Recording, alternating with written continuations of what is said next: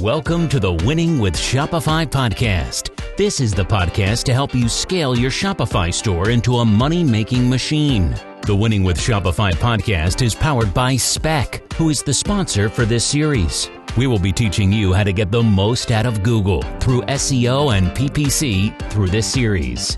Get ready to take notes. Now, over to the studio.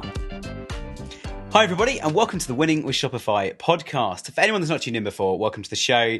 Today is episode 2 of a series we're doing throughout June where we're talking about PPC for a couple of weeks and then we're talking about SEO for a couple of weeks after that as well. So today is the second episode on PPC. So a quick flag, if you didn't watch last week's episode and you're interested to know about setting things up and connecting all the systems to turn your first campaign on, hit pause on this one and come back to this one afterwards, but go and watch episode 1 from last week where I was interviewing my colleague Johnny all about Google Ads and a whole range of different systems that we need to connect up, things like shopping feeds, Google Analytics 4, and a whole range of other hot potatoes. So go and check that out if you want. Today we're going to be talking about how to scale up your campaigns. So we're going to assume you've already got something running. Even if you don't have anything running yet, today's probably going to be quite useful to give you a heads up as to what you're going to need to do when you do set up your first few campaigns. So as we're doing in this whole series, I'm delighted to have my team here from Spec joining me. And today I've got my lovely colleague Daisy joining me on the show. Daisy, welcome. It's great to be here. Thanks for having me. Well, you're very welcome on the show. And as we ask all of our guests before we get going, tell us a little bit about yourself and a bit about what you do in the team here at Spec. Sure. So I've been here for about 2 years, predominantly working on Shopify. So on the e-com side, been loving it.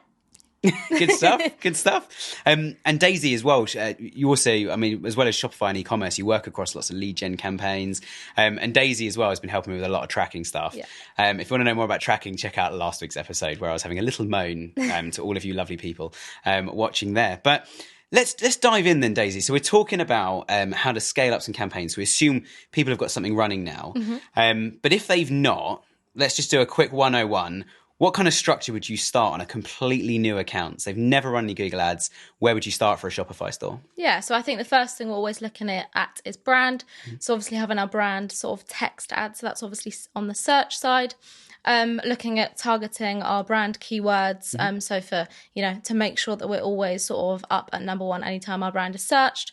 And then again, going on to our shopping Performance Max side. So obviously at the moment, Performance Max is nice and hot. So 9 times out of 10 for us, it's Performance Max. So yeah, that's sort of the 2 main things. Nice. And when you say brand campaign, for anyone that doesn't know what a brand campaign is, obviously it's second nature to us and for all of our clients. But what is the keyword you'd actually put in a brand campaign? What are people typing in to trigger the ad to come up? Yeah, so I guess it's just looking at our brand name, sort of starting with that. Again, we can use tools. We've got Keyword Planner within Google Ads just to sort of seeing how often our brand name is searched and any variations that come alongside that. Nice. So if it was like, say I started my own t-shirt shop, Nick's t-shirt shop, the brand campaign would literally be if somebody types in Nick's t-shirt shop and then we'd have an advert saying, welcome to the t-shirt shop, this is what we sell, etc.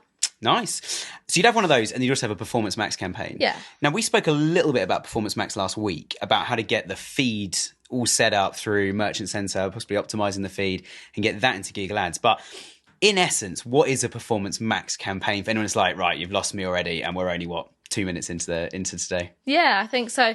Performance Max is shown across a variety of different channels. So the first one is looking at shopping, and then we're looking on the display network. There's also an element of search. We can look on, if someone is on their email, we can see ads across there. So I think within Performance Max, we're feeding assets. So that's sort of using asset groups, feeding, our headlines. So looking at some of our USPs, what stands out to us as a business, and then looking at a lot of imagery that we can feed into those there as well. Nice. And we are going to talk, if anyone's like, okay, asset group, you've lost me again. We've got a whole section on asset groups coming up a little bit later. So stay tuned for that. We'll be talking about not only what they are and how to set them up, but actually, again, today we're going to try and talk as much as we can about optimization and share as many stories as Daisy and I can get in the next sort of 45 minutes. So we'll see where we go. So we get, obviously, a brand campaign set up. We've got Performance Max campaign set up. And Performance Max campaign's got asset groups. We're going to share what they are in a minute. Let's say you've got everything set up and it's starting to go quite well, but you want it to go better. Within Performance Max campaigns, what is it? And not just Performance Max, but we'll focus on that one for now. What is one of the biggest levers, one of the things you need to learn to control within Performance Max? Yeah, I think the main thing we're always looking at is our ROAS target. So we're saying to Google, for every £1 you spend, we want to make back X amount. So if we set that ROAS target to 200%, we're saying to Google, for every £1 you spend, make us back £2. And again, obviously starting that nice and low to begin with, and over time we'll increase that ROAS target. That's sort of the main metric we're looking at. And I guess the question is, how often do we change that, and sort of where does that sit? And I think always thinking of what do we want to achieve to begin with. If we want to achieve 3-1, we'll set that at 300 and then slowly increase it as we go. I know, Performance Max hasn't been around for a long time, but when we first started, we would change that ROAS target almost daily. Yep. And I think now, the more we've been running it, the more we've realised we just need to leave it and just sit on our hands. And I know we don't like to do that, but there's an element of making that change and then sort of waiting for the reaction to happen. Yeah, I'm definitely trigger happy. It gets joked about quite a lot in the office where it's like, Nick, you said you weren't touching that for 2 weeks and it's been an hour and you're already making changes. And I'm like, oh yeah, sorry, don't touch it. And the whole thing's test and learn, isn't it? You want to make a change and watch the data and see what happens to it.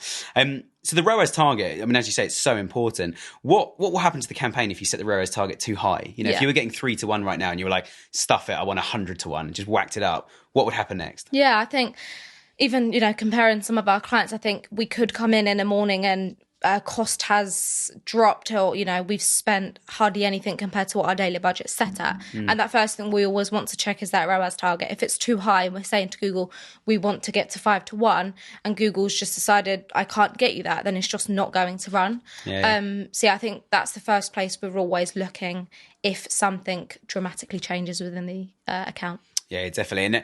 And we've been frustrated in the past where it's like something's been running at, say, 5-1 consistently, and it actually starts performing at 4-1. But because we've left the ROAS at 500%, as you say, it starts to actually spend less, which is quite frustrating.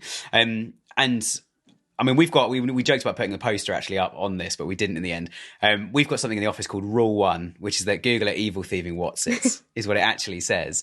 So my next question about setting the ROAS too low plays into that. What does Google do if you set your ROAS at, say you could be getting 5-1, but you set it at 2? Yeah, I think Google will just dramatically increase your spend, and you're kind of just giving it free reins on the account. That's Google's chance to find whatever it wants, and it will just happily do that without you having any control over that. We're looking at our daily budget and we could set that to 100, and there's always an element of Google could spend 200% of that, which, sometimes it does happen. We could come in on a Monday morning and spend has dramatically increased, and then we've got to balance the budget for the rest of the month. So it's always taking things into account like that. Yeah. And how can people stop the budget going up too high? Say you set the budget at £1,000 a day or $1,000 a day. But it was only spending 800. We lower the ROAS target, and Google goes, "Oh, I can get you more traffic now at that ROAS level." What can we do to stop Google overspending and to make sure it does balance? Yeah, we can create a rule within Google Ads to say, if this campaign spends this amount, so if our shopping campaign spends £100, then just switch off. And there might be some mornings where we come in and a campaign has switched off and we're like, oh my god, where has the campaign gone? And the first thing is, that rule has kicked in, and it's nice to see that you're sort of testing your own theories. Those rules are there, and it's nice to see them sort of work. Yeah, absolutely. And I think the point being is that even though we set a daily budget, Google doesn't stick to it. They say it balances over 30 days, but 30 days is a long time.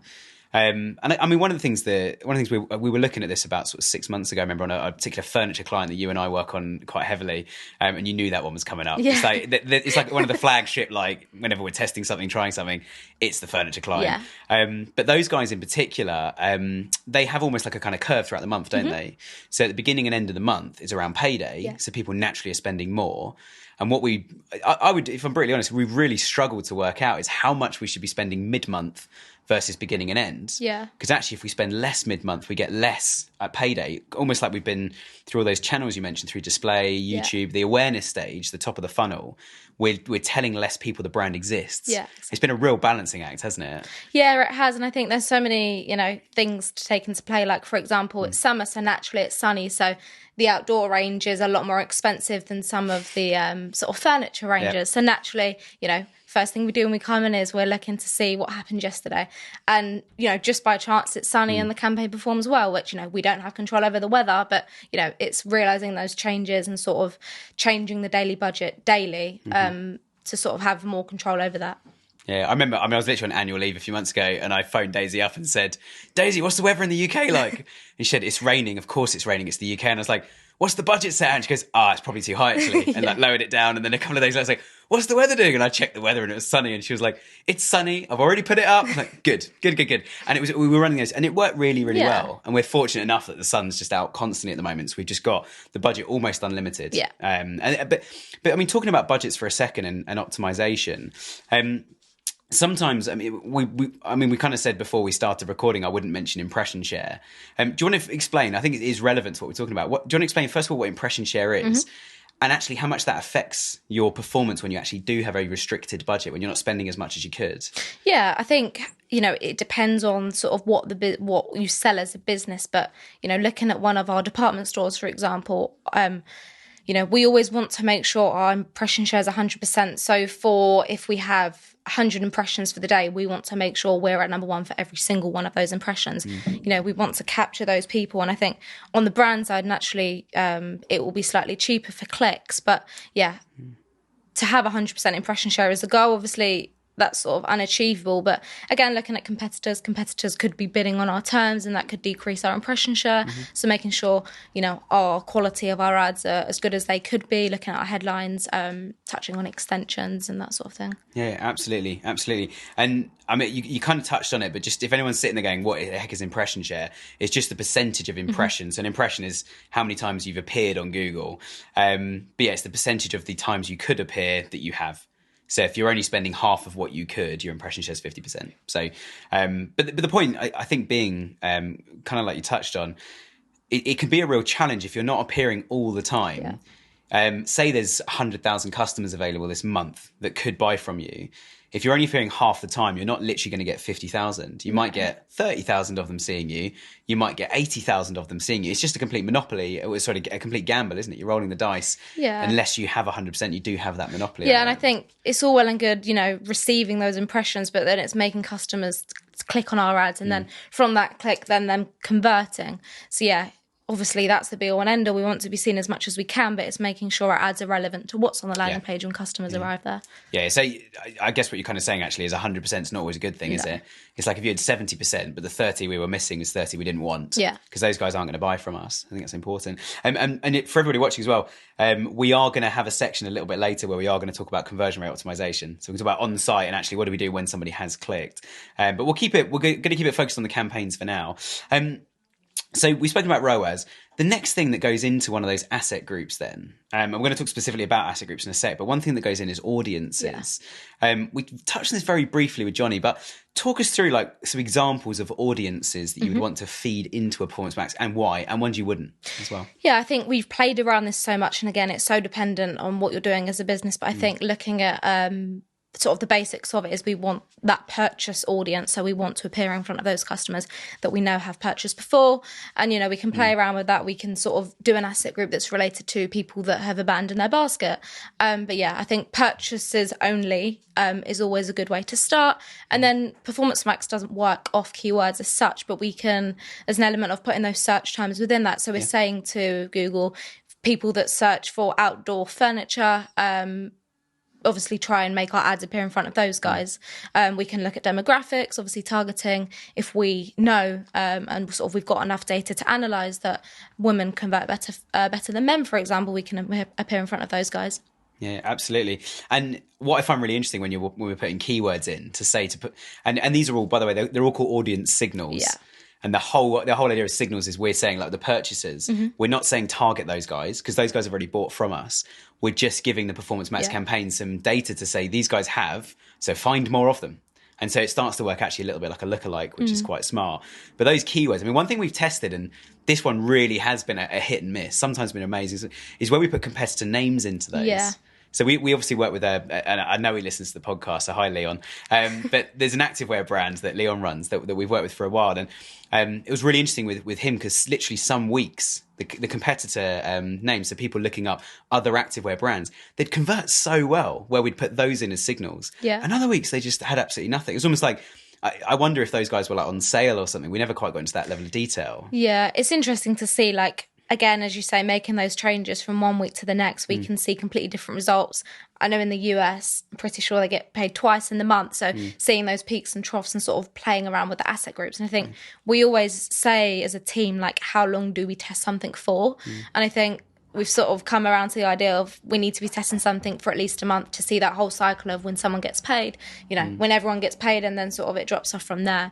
But yeah, always testing. Yeah, absolutely. And I mean, one of the challenges we've got though is a month is obviously quite a long time. Yeah. Which then means, and I'm sure some people are sitting there going, well, hang on a minute, I can only try 12 things a year, but there's thousands of things I could try. Yeah. So I guess one way we often do it is we've got multiple campaigns, haven't we? Yeah. So if you're testing one thing a month, but you've got 10 campaigns, that's now 10 things that month you can try. It's 120 a year. Yeah, exactly. But I guess part of the thing with testing, and we'll talk about this a bit with CRO later on as well, is you've got to have a strong hypothesis, haven't you? You can't just dive in and go like, oh, I'll just click some buttons and hope for the best. Yeah, I think, we're working, we have to present data back to clients. So we always have a reason for doing something. And, within a team, we could come up with 30 ideas of what we want to do. And if we had we would test them all at once. But if we did that, we wouldn't know what's working and what's not. So I think almost having that list ready to go and putting them in order of priority. And the overall goal is to make as much revenue as we can. So sort of from that list, deciding which ones could potentially make us the most money and then working our way down from there. But yeah, I guess that touches more on the campaign side. But just looking at, our furniture client, for example, we've got a campaign for lighting, a campaign for outdoor, so testing different things within those campaigns. But it is interesting, isn't it? I mean, even with that campaign setup, just touching on that for a second, that particular client, we split stuff almost like by the kind of the different product types. And that's different to product types we were talking about in the feed, so just the types of products. But yeah, when we're looking at those, like, that client, we've broken it down, as you say, like by like lighting, outdoor, and even lighting, we split into like different types of lamps. And then I think the outdoor lighting is in the outdoor campaign. If I remember from memory, we've got a furniture campaign. So there's all these different ones. Whereas like the department store you mentioned, we've just got one PMax campaign. Recently you've filtered out a ton of brands. That's been quite an interesting experiment itself. But but first point being, we've got them all in one campaign, haven't we? Versus lots of campaigns. And the two accounts both run really well with a completely different setup. Yeah, and I think to start with, on that department store, I think we started with one campaign and then we split it out into two because, we woke up one morning and had this great idea and we thought we have to test it now. And then we did almost best performing products and then lower performing products. And, there was an element of, again, how long do we leave it for? We left it for 2 weeks and we just didn't see the return we were previously. So I think from Google's point of view, the more information we're feeding into that campaign, the better for Google, which again goes completely against what we were saying on another client. Yeah, but it is a challenge, isn't it? Because it's on the department store one. I've always wanted. I always also have this thing as the boss. I can walk in and be like, right, try this. Trying to leave you to it. I've sometimes sat there and been like, why don't we just make like 3 campaigns and just split the brands into 3 random, maybe even alphabetically, and just see if less brands have, because they have 5,000 brands or something ridiculous. Yeah, it's crazy. Or 5,000 products, but they've probably got like 20 or 30 products per brand, so hundreds of brands in there. But even with those, it's a real challenge going like, how do we split it? Yeah. Whereas I think recently it was, how did you do the most recent split? Was it done by profitability of the product, so the actual margin? We did an export of the whole feed, and then within the feed we've sort of tagged a brand. So that was the client going into Shopify and obviously tagging each product with the brand, pulled all those brands off, and then we sent that over to the client. And it was then a question of what brands are profitable and which brands aren't. And I think they have an actual physical department store, so we have to take into account many other things. A product could be in stock online, but someone might have just bought it in the shop. So balancing those. And I think in the end we had an export of products to target and brands to target and brands not to target. And yeah, so far it's working really well. Yeah. And I'm going on lots of tangents today. I know it's going to happen. In stock and out of stock. I imagine some people are sitting there right now going, oh, Daisy, hang on, like we've got stuff going in and out of stock all the time. Yeah. We can't update a second system. Yeah. Like Shopify leased automatics, we say we've got 10 of these and it knows when we've sold 9 and we've got 1 left and we've sold the last one, it's gone. Yeah. How does the feed work in terms of in stock, out of stock? I think just on that quickly, we had a shoe client and they set a rule within Shopify, and it said if they had a system where it was joint to the actual physical shops and online, and they said if there's 2 products... just on that, so that's one inventory, wasn't it? So Shopify, if it had 10, it meant that all 10 were in the shop as well as online. Yeah. If you buy one online, the shop knows one's dropped. Exactly that. And they set a rule to say if there's basically one or two products left, they completely get rid of it online. So doing little things like that to sort of make sure that products are always in stock is always a good thing. Yeah. Yeah, absolutely. Sorry, jump back to my question then. So we went on a tangent. So how do you manage the feed then? Do you have to keep logging in and telling it it's in stock, it's out of stock? Yeah, so we feed the website's URL into our feed tool, and then naturally that does update 24 hours. So we can almost set a time for that. So for most of our clients, it's sort of at 2, 3, 4 in the morning. Again, we like to change it up. I think we were under the impression, does everyone do it at that time? Sort of first thing in the morning. So yeah, that flashes every morning. So all of the information within Shopify feeds into that feed tool, which then feeds into Merchant Center and then into Google Ads. So all of that information is always up to date. Cool. And if you want any more information on feed, guys, check out last week's episode where I was talking to Johnny, and we spoke about the feed and the different attributes to go in there. But the good thing being is, I mean, if any one of our clients launched, almost even if it was a completely new type of product they'd never sold, we would need to click a few buttons. But generally speaking, if they've been selling, like the shoe client, if they change their entire range overnight, our feed would update automatically. All the colours, materials, everything would all still be there. The campaigns would still be running. Men's shoes would be in the men's campaign. Women's would be in the women's, etc., etc. So the automatic nature of it is so important because, I say on the podcast, time is money. We've got to pay your staff. Anything you're doing is taking you away from something else. So if you could automate everything to keep running, then we can actually spend our time doing marketing as opposed to just trying to keep the wheels in motion or make sure products that are in stock show in stock. Okay, so let's talk a little bit, and I'm sure there'll be more campaign examples to go through. Let's talk a bit more about insights then and data. So one of the things we used to have pre-PMAX, Performance Max was smart shopping. And may it, I almost feel like throwing some whiskey on the fire, may it rest in peace, was fantastic. But smart shopping, it didn't give you much data, did it? It just told you these products have sold or shown this many times, and that's kind of it. Yeah. What do we get back from PMAX? Yeah, I think, again, PMAX isn't on keywords. So I think there is so much AI tech, and I think we're even still learning that. It's constantly changing. There is an element of we can see what assets are working and which aren't, so we could have a play around with the headlines. I think the main things we're looking at in terms of the metrics are how much we've spent, how much we've made in our ROI sort of target.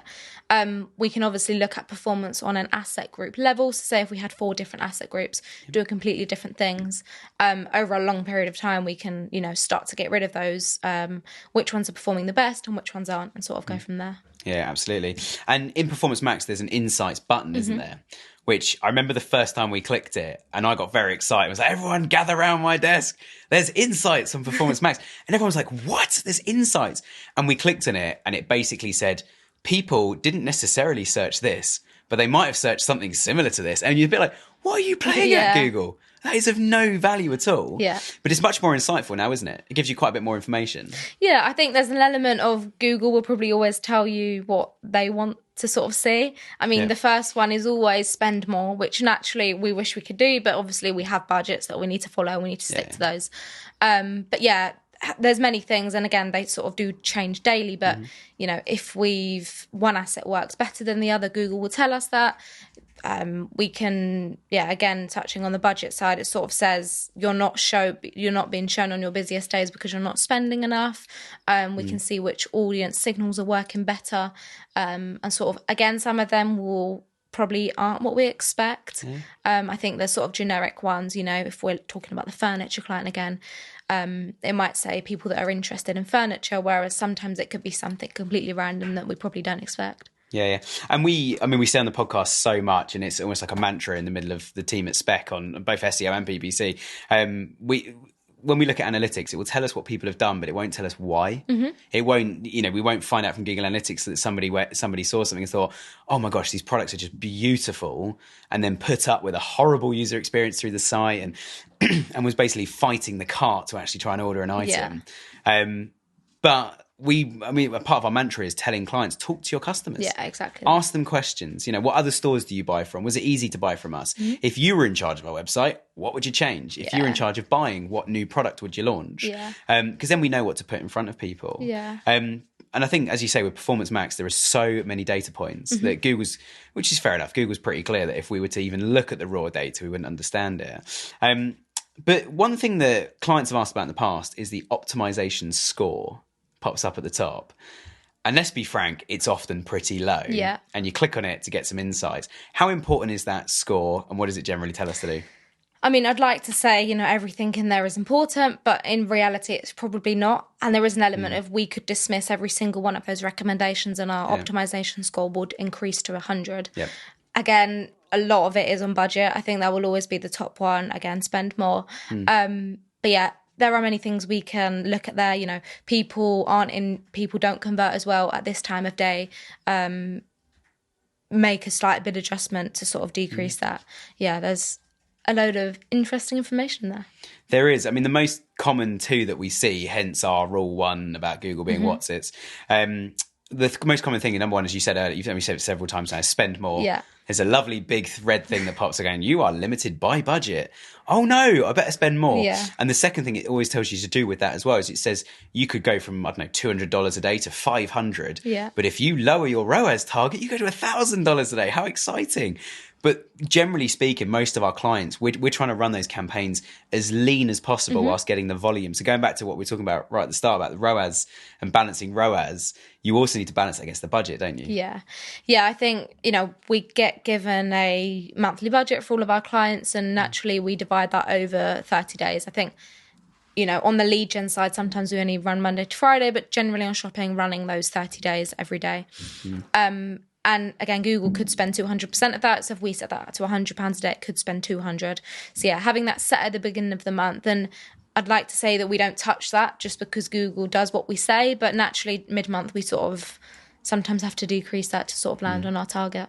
And I think being proactive, reactive and being agile, especially with spend, is so important. Like we were saying about our furniture client with this kind of upside down bell curve, I guess, if that's the thing. They're, you know, the beginning and end of the month around payday.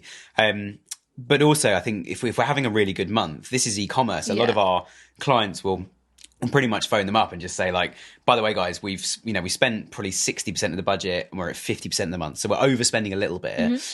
We've got plenty of time to pull it back and it won't really affect performance that much. You know, we still have a really good month. Yeah. But actually it's overperforming the target. So if it's, you know, if they've got a 50% margin, we've got to make 2-1 just to earn our keep and break even.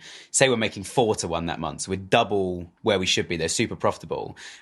We've got very few clients we would call and say, hey, we want to up the budget or keep it up or push it up even higher than it is now, that would say no to that. Yeah. Because it's e-commerce. The money's literally hitting your bank account within, you know, what, two days from Shopify, which is pretty quick. Yeah. And I think it's nice to have that relationship with some of our clients. I think don't be scared to up it. I think it's worth a test. And again, looking at seasonality, a lot of companies will have, you know, a yearly target of how much they want to spend on Google. And I think we do need to take seasonality into that sort of increasing spend, especially during peak, you know, November, December time. That's when people are searching that bit more. So it's important to almost hold budget back if we are limited to what we can spend and then have a nice big push at the end of the year. You mentioned peak. We're going to go there. We're going to talk about peak. So 2 years ago, I remember you just joined the team and we were heading into peak. And for a few of our clients, we decided to change when we started upping the budget. Yeah. And then last year we changed it again and got even better results. Both years were really successful. What do we do, Daisy? We're going to have to go even earlier. I think, I think we always will be. I think even talking about it now with some clients, I mean, it depends on sort of the business as such, but sometimes confirming that budget has to go through many stages. So the earlier we can find out how much we can spend, you know, the better. Making sure, just looking at our website in general on the user experience and making sure that, you know, when a customer adds to cart, we're then offered other products that go well and sort of recommend products on from there. So yeah, conversations are happening now ahead of peak. Yeah. And the big advantage you get with Performance Max is it does the whole funnel. Yeah. So the whole point, I mean, just as you've said, it's like, yeah, if people are adding stuff to basket and starting to get abandoned basket emails and then bang, Black Friday, the sale actually hits. And I think one thing that caught us out a little bit with a couple of clients last year is we thought we were being like super early, phoning them up and saying like, right, it's September. Let's let's get Black Friday live. Or maybe September's a bit extreme. Yeah, middle of October and early October, we were sort of saying like, let's up the budget early and start profiling and building these audiences. So even if they don't buy now, the people we can retarget to, they know who the brand is. And also during Black Friday, people are shopping on so many stores. Yeah. That's a really hard time to brand build versus you interrupted their day with a display ad and got them through. But some of our clients, we phoned them up to say like, hey, we want to get the budget done early. And they were like, oh, I was going to call you already, actually. We're starting Black Friday sales today. And it was like, okay, I mean, it's good. Yeah. We're on sale early. We're going to start getting a much better revenue through and start getting new customers through. But if we had known that, we would have called you 2 or 3 weeks ago, or maybe even a month ago, and started it early. Start building, even though some of our clients, they dipped into loss, but it meant Black Friday was even bigger and more successful because we had those bigger audiences. But I think we always say we'd rather know too much than not enough. I feel like it's important for us to be an extension of our clients' team, so we can, we want to know those nitty gritties, what's working well internally and what's not, and if we can feed into any of that. Yeah. I mean, one thing we did start doing, and this is the last thing we'll say on peak, because we're probably going to cover it quite a lot in the summer, I imagine, heading towards September and certainly into Q4.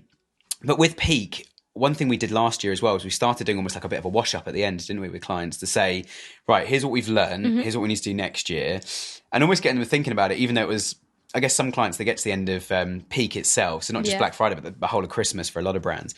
They get to the end of it, and everyone's all tired, and it's like, I just want a break. I want a nice quiet January, but I've got a January sale, and they almost don't want to talk about it. But I guess one of the things we're always trying to do with clients, as you say, is we want to know all the nitty gritty stuff. But we just want to make everyone proactive. And it's like, actually, if in September we're planning the January sale, so that we know we're going to be busy during peak, because January sales, they're great, but they're always the ones that get forgotten about. And we get back in after Christmas on like the 2nd or 3rd of Jan. Making quick little changes. Yeah, and we're like, hey, how's it going? And they're like, oh, we're just so busy getting a sale. I've got, oh, you're doing another sale. Okay, well, we need to change all the assets. Like, we can really push things through that sale. Yeah. What's the offer? Oh, we haven't even confirmed it yet. and it's just normal. It's a normal part, and we're completely used to it. But I think, the more information, and it's about, start building a retail calendar, and actually a sale calendar for the year, and going, we're going to do something for Valentine's Day. We're going to do something for Mother's Day, Father's Day, but keep it on brand. Don't start doing Mother's Day if you're selling IT equipment. It's not going to be relevant. But and I think touching on that, like, I think it was a couple of months ago, we gained access to one of our clients' sort of yearly calendar. And, it was so insightful to see what they're doing on Facebook and what they're doing on email, because naturally all of the channels feed into one another. If, someone sees an ad on Facebook, then naturally they're going to jump onto Google and Google us. So, we got told they were spending more on Facebook, and that didn't surprise us because our brand ad on Google increased due to people searching that bit more. But Facebook was interesting, wasn't it? And bear in mind, we are pro Google. We don't really work on Facebook. So caveat, what we're about to say is absolutely warped by our experience. But certainly with that, they thought they were flying on Facebook. But then we looked at the traffic that was actually arriving on site from analytics, and it just didn't add up, did it? No, it didn't. And I think there's even still a question of it now, sort of getting to the bottom of where those numbers came from, and again, a whole different thing, talking about tracking. Yeah, let's not dive into tracking too much. I've been threatening I've been running this podcast for 3 years. I've been hosting. I've been threatening to do an attribution thing on tracking, and like, how do you attribute sales? I've asked quite a few guests. In fact, in May I asked a couple of guests as well about it. But everybody does it differently, and it can be quite complicated. Yeah. All right, well, let's talk. I kept mentioning asset groups. Let's talk about asset groups now. So, what goes in there? What are all the different components to an asset group? And then we'll talk about how to make it good. Yeah, so I think the basics of it is our URLs. So again, linking to collection pages more than anything. I think we wouldn't want to sort of link to specific product pages. That more comes on the shopping side. But our URLs, and then we've got headlines, images, descriptions. We've also got longer headlines. There is a video element of it as well, which I know we've been pushing a lot of our clients to get for a while now. That's always helpful for the YouTube network. I guess for us, maxing those out as best we can, chucking a few USPs in there, and changing up the imagery, especially, heading into peak. And if we can get 20% off, if we're, running Black Friday, for example, people love visuals, and especially if there's a discount, people love discounts. Yeah, and certainly when clients are doing, and a lot of our clients, I don't know what it is at the moment, but we seem to have a lot of marketing people that come from a photography background. So it's quite funny when we start talking about the numbers, and they're like, okay, cool, yeah. And then you sort of say, like, have you got another shoot? And they get all excited talking about the photo shoot. And you're like, the pictures are cool, and the pictures are so important to sell it, but there's a lot more going on in the engine. Yeah. But the images, I mean, even just hearing that they're doing a photo shoot, then just saying to them, like, can we get a link to the Dropbox or a WeTransfer or something, or a Google Drive, so we can actually get access to them and use them, is so beneficial. 'Cause then we can test stuff, can't we? You could run 4 asset groups, one with really light image, one with really dark image, one with a mix, one with no image. Yeah, see what happens. And I think the results are surprising. I think we always... I like to say the prettiest images aren't always the best. a client could send them over and they think it could increase ROI. But again, we need to talk to our customers and understand what they like. Yeah, I think that's important. Yeah, definitely. And when we're setting up an asset group, then we're putting all of this stuff in. How does Google know what to actually display? Like, do we upload the full advert? Like, do we have to actually design the whole display thing and it runs that? Or do we just chuck stuff into the engine and Google decides? Very good question. We chuck it all in and then sort of Google decides that. I couldn't give you a specific number, but I think the amount of variations that Google could show within that, we have to give a square image, a landscape image, depending on what network it's been shown on. I think we'd always have clients email us and say, what does it look like? And I've seen this come up. It's like, no matter where you're based, what device you're on, it is always going to look different, and that is the reality of it. I don't think anyone has ever seen two ads that look exactly the same. It's when clients email us and say, could you send me a copy of all the ads? I want to see what they look like. And we're then sitting there going, there is no computer on earth that could hold every single possible variation. Because if you think you've got 5,000 products, say 5,000 to the power of 5,000 is literally how many variations of just those, because it will show 4 every time. So how many different variations of 5,000 products could you get? 4 of the 5,000 in the ad, plus all the assets you've just mentioned, plus then we've got multiple asset groups, plus Performance Max. Even though we upload all of that, it will just grab stuff off the site, won't it? And just make its own stuff up. I think it's all, there's like a tiny little box where it's like, only use assets that I've provided, but we still don't trust it. I think there's always a little button that we're missing that Google's added in, and we don't have control over that. I wish we could. I often say Google's going to do Google, and there's nothing you can do about it apart from get on board with Google. All of that said, though, okay, so asset groups, we've added all of that in, but what is one of the best performing asset groups that we have?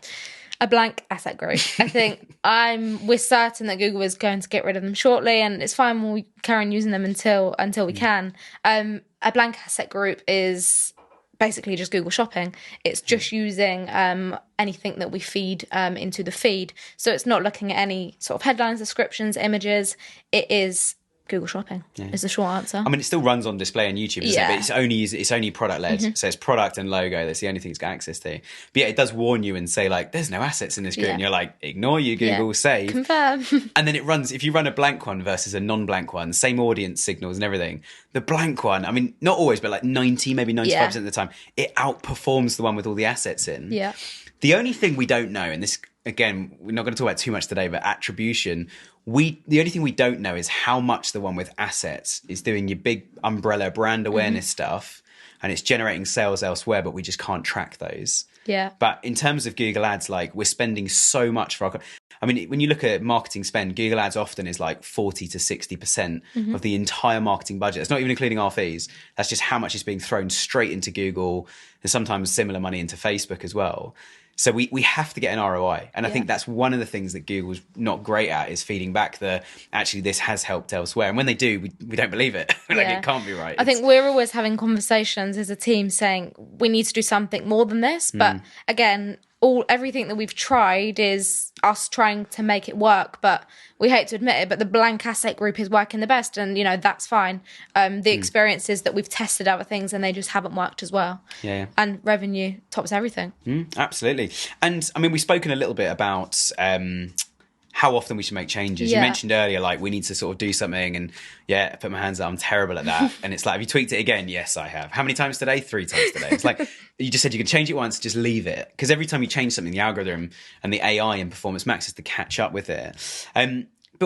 So we're not going to make changes too frequently. When we're looking at data to make a decision, so we're going to go, okay, how well have my asset groups done? Or what days of the week are most productive? Or what times of day are best for me? Or what products are selling best? What sort of date range would you generally look to, or how would you work out what date range to look at? I think I would avoid anything less than a month. I know, again, we get emails from clients saying, why didn't yesterday perform well?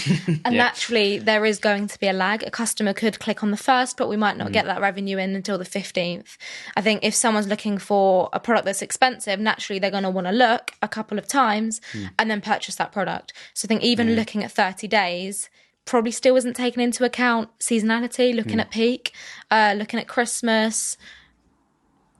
No less than 30 days. And I certainly think with that lag time you've mentioned, That's something that has changed a lot. Yeah. I mean, I've been doing this 15 years and it's changed so much over that time. When I started out, it was like if someone didn't pick up the phone or fill out a form or buy something on that first click, you've lost them. That's how it worked. That's how consumers operated. Whereas now, I mean, like we were saying earlier about the kind of bell curve approach to payday, it's interesting then to work out, well, how many people are window shopping in the middle of the month? And we know payday is going to be lower if we spend less in the middle of the month. But if we spend too much, then we don't have enough budget left for payday. So we've got to balance that thing out. But that lag time, certainly this year, in 2023, we've seen it extend quite a lot. I mean, there's obviously energy prices have gone up. There's cost of living crisis, we're calling it in the UK, where, gas bills have gone up so much that people can't afford to just go and spend money. That said, people are still spending. But it almost just looks like it's a much more considered purchase, almost everything, isn't it? Yeah, and I think in a way that's good. Like, it might be costing us slightly more to gain that customer, but I think, internally making them sign up to our newsletter and then buying a second time, we've spent this and we've made this, but we might keep that customer for years and years. And again, looking at how much they've spent on the site over a couple of years, it hardly costs us anything to gain them as a customer. Yeah, absolutely. And you touched on something really important there, is lifetime value. It's really difficult for brands to track that, just purely because of the systems. A lot of Shopify stores we work with don't have like a CRM system, so you can't just go, okay, Joe blogs, how often's Joe been on the site? What have they bought? Okay, they bought 3 times from us, but to 3 different addresses, but same email address, same credit card, or same person is buying these things. But certainly with lifetime value, I mean, it changes the way we can approach Google Ads, and we can actually be more competitive if we can get more than one sale, can't we? Yeah, I think there's an element of we want our customers to trust us. Like, they almost need to visit our website a couple of times before they even consider making that purchase. Which is a real challenge. But I think the other thing as well on competitiveness, something that I think a lot of brands forget about, and I think we do it as well, is we're so fixated on just the numbers we can see in Google Ads. We sometimes forget that what we are doing here is we're competing against other brands for attention, for traffic, for revenue. And we forget that. And so quite often we'll start pointing the finger at, okay, the website's not good enough, or we're not doing a good enough job on Google Ads, or whatever it is. We start pointing the finger at those things when actually our competitors probably just increase their budget, increase their bids, and willing to pay more per order. So they've lowered their ROAS target because actually they've made their email better, which now means people are buying 4 times instead of once or something. So getting 4 times an increase in revenue. And we've certainly, I mean, some of our clients now have taken the approach of like, if I could just break even, so if my margin's 50%, I'll just go for a 200% ROAS, 2 to 1, so $2 for every one I spend. But I know I'm going to get that second order. And our clients are doing that, which now means that their competitors are going to struggle because we're going to be there more often. We're going to be in front of customers' faces more often. And actually our prices might be a bit better, and we're going to give the customer more to get them in the door because we know we can sell to them later. And I think we often lose sight of that because we get all the things we've spoken about, asset groups, insights, audiences, feeds, we get so fixated on going, what can I change now? And we almost lose, okay, what's the market doing? And what are other brands doing at the moment? So. And I think our clients hate to hear that. You just need to spend more. But I think, again, there's method behind us saying it. If we want to be competitive, we need to make sure we're there, for a decent amount of time. And I think, certainly when we've taken an impression share from like 40% to 80%, so we doubled the budget, it doesn't always mean that revenue doubles. No. Sometimes it triples because you're now there more often. And you're also building that brand, which is so important. Cool. Let's talk a little bit about data. We're massive on data, obviously. And I think sometimes we can, certainly in the past, and we still do it from time to time, we can get caught up in, I've got an idea. And you just kind of execute it without looking at any numbers first. What are some of the numbers we can, we talked about insight-specific performance max, but what are some of the other numbers we can be looking at to understand customer behaviour, website behaviour, where we can actually then start to drive some change? I think we're always looking at conversion value. Average order value is always a big one for us. Again, touching on it's costing us X to gain that customer. If people are spending more on our site, then naturally we're making that bit more. And like recently, one of our clients had a 20% site-wide sale, but average order value had increased by a significant amount, which is interesting. You'd expect it to do the complete opposite. So that was an interesting test. But it's interesting so they did a sale where it's 20% off, but if average order value goes up more than 20%, we've got the same ROI, if not better. Yes, we need to ship a few more products, but we're also getting more customers at the same time. Yeah. So doing sprints of those and then having like an email sequence to follow up is so effective, isn't it? Yeah, and I think looking at how many items are being added to cart and then being checked out is always a good one to look at. Looking at where are our customers dropping off? Could we improve that specific? If they're dropping off at the basket, is there a reason for that? Yeah, absolutely. I mean, one thing and I've got it written in my notes as well, and I was just underlining it, making sure we definitely get this in, is we always say to our clients, don't ever guess who your customers are. So I used to play a game with clients years ago where I used to write up on the whiteboard. I used to ask the room quickly, who's your customer? And they would, it's all the people in our email. Okay, how old are they? And we'd write down the guess an age. And I'm like, you can have a 5-year bracket. And they'd say like, okay, it's 45 to 50. It's an older demographic. It depends on how old you are. But yeah, we'll choose a demographic. We'll decide a gender. We'll work out things like their interests, geographically where they're based, how much money they would typically spend, how big their house is, what car they drive, what kind of clothes they wear, what TV shows they watch. We'd write all this out and we'd play the guessing game. And I've never had a client get it right. Bearing in mind, these guys, they only work with that one brand all day, every day. It's their job, 9 to 5. They work for that one brand with these customers. They talk to them on the phone, they email them, and they write it out. And then you open up like Google Analytics, or you show them a customer feedback survey that we've done recently and go, you're wrong. And because you're wrong, we're missing opportunities actually to make a lot more money here.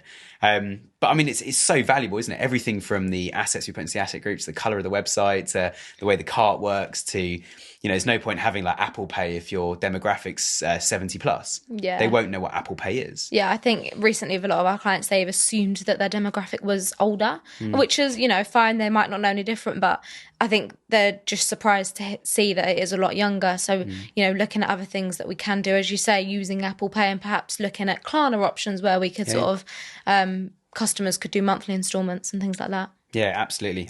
And one client in particular that we spoke to recently about this in a lot, and I literally had to kind of pin the client down and be like, you're sending a customer survey whether you like it or not. I need this information. And they thought their customers were all quite premium and very wealthy, kind of 4+ bedroom houses, which in the UK is a big chunky house. A lot of people can't afford a house that size. And it's like, okay, we're going for that. We actually found out that a lot of their audience shopped in much sort of lower shops. They came to them to buy a more premium product. Yeah. That one thing in their home that's like, I've spent a little bit more on this item and I'm quite proud of it. But everything else is pretty just, what's the cheapest thing I can buy that looks decent, it's going to do a job. And they almost were like, well, we need to change that. And we were like, no. We need to change our messaging. Yeah. Like actually running a sale is probably a good thing. Offering them discount on their second order is a good thing. Telling them when something new's come in, but focusing on that. They're only going to buy one item at a time. And we're not going to be able to change that in a hurry. Let's just accept that. But actually in 10 years, they will have grown up. They might have kids now. What we're going to do with our product range? And how's that going to adapt now that our audience is starting to grow up? And it just changes the whole game, doesn't it? Yeah, I think we could get one piece of feedback from a client that could customer that could completely change the way we are. If a customer doesn't think, the product pages don't display enough information, then again, let's look at that. I think, being open to change is always a good thing. Yeah, and you can also do focus groups. You can actually pay people to sit down and ask them questions, like show them your product page and go, this is the first thing you've ever seen. To which some of our clients, I think our clients that are newer will say to us, oh, no, but all that information is on the homepage. And we have to explain that, no, PMax and Google Shopping, like they don't click on the homepage. They clicked on a product. They landed on that product. So actually the product pages do need a meet the team. Yeah. Here's our story. Here's where we've come from. Which leads me nicely, I think, into our last topic we're going to talk about, which is CRO. Let's talk about conversion rate optimization. So we brought the horse to water. How do we get it to drink? Like, what are some of the things we can be testing on a site, changing on a site to try and get people to convert more and spend more? Yeah, I think looking at doing bundles, depending on what we're selling, people love to, but I think the younger generation like to click buy and know that 5 things are there rather than trying to locate all those 5 things in one place. Upselling, again, when we've landed on the checkout page, we would recommend this. That goes nicely with this. There's so many different sort of avenues we could look at. I think one of the ones we've done recently that's about to go live, I'm super excited about, is one of our clients, you have to spend a certain amount to get free delivery, which is common in a lot of places. So we copied Gymshark. Being brutally honest, Gymshark on their website, if you put some stuff in your cart and you haven't qualified free delivery yet, you have a little loading bar and it's not full and has a message on the cart that says these are your items, and above the items it says you need to spend another £15 or $15 to get free delivery. Yeah. So you add something that costs £15 or £20 to get to free delivery. Then it pops up saying, now if you spend another £10 and put another item in, you get free express delivery, which is next working day. So you see, it's called gamification. We've gamified it. It's like the loading bar. I want to win. And it's how human brains work. We naturally, as humans, are very competitive. Yeah. So some brands, we can do that and it work really well. Other brands, it puts them off. It's like, sorry, me shopping on your website, this isn't about how many products do I buy and going, this is fixing a medical problem, or actually it's something I just really need and I only need one and I'm only ever going to use one. Yeah. It's about understanding the customer. Yeah, exactly that. I think there's so many different avenues you could look at, and it's so dependent on how much your products cost. But I think visually it's always a good thing to look. I know personally, if someone said to me, buy this £5 item or spend £5 on delivery, I'd spend £5 to get that at the free delivery. I think naturally I'm just like that. Like, why would we pay for delivery when we don't have to? Yeah, absolutely. There's even something that turned at the office just before we started recording, and I was showing you. Yeah. It's literally some lovely shower gels from there. It's a Shopify store, Man Cave, and they gave me a free product, so I spent enough this time. And I even went to the effort of saying to you, that one was free actually. And you're like, that one looks quite nice. Yeah, exactly. But it's that whole thing of like, it probably costs next to nothing, and they've probably got a really good margin. They make all their own products, and I've no affiliation with them at all, by the way. I'm purely a customer, but it's a really good Shopify store, and it's it talks about the benefits and even Man Cave, about men actually getting healthier and cleaner and all the rest of it. It's a really strong brand, but it stands for so much more than just selling a product. Yeah, exactly. So, lovely stuff. All right, well, final question then, Daisy. Yes. Final question. If you were to suggest one thing to anyone running PMAX campaigns, one thing that often works, even something we've mentioned today, what is that one thing that everyone watching needs to go away, and if they've never tried it, they need to give it a go? I'd probably say empty asset group. I feel like it is my favourite, and naturally I think if we have a client where they've had a drop in performance, my first instinct is let's just try an empty asset group. And it's not let's just take the easy option. It's that we know it's worked for so many of our clients before that it would be silly not to, and if it doesn't, that's fine. But I think that's the first thing that always pops into my mind. Yeah. And we have an automotive client here. We sell parts for cars, obviously, automotive. But they, the other day, I managed to get 2 empty asset groups into a single PMAX campaign. So the differentiator then is running an A/B test, which it looks like they're both running really well, which is like the perfect A/B test. Is like both are really good.